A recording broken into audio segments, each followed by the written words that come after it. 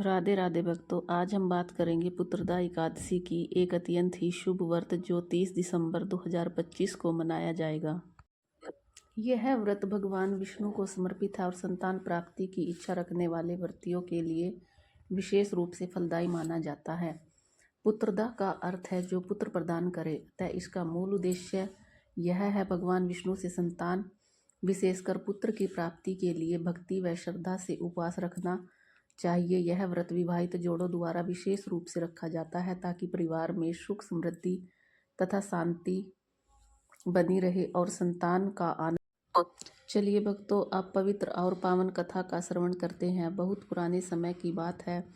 भद्रावती नामक राज्य का राजा सुकेतुमान अत्यंत धर्मात्मा था और वीर था, परंतु वह और उसकी रानी निरंतर दुख से ग्रसित रहते थे क्योंकि उनके घर संतान नहीं थी।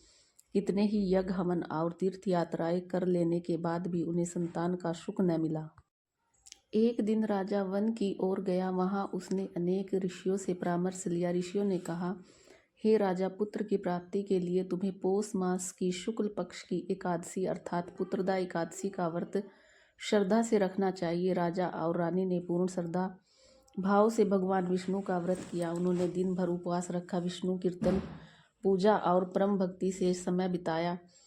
भगवान विष्णु की कृपा से अगले समय में रानी को संतान एक सुंदर पुत्र के रूप में प्राप्त हुआ। राजा रानी अत्यंत प्रसन्न हुए और उन्होंने पूरे राज्य में वैष्णव धर्म का प्रचार किया।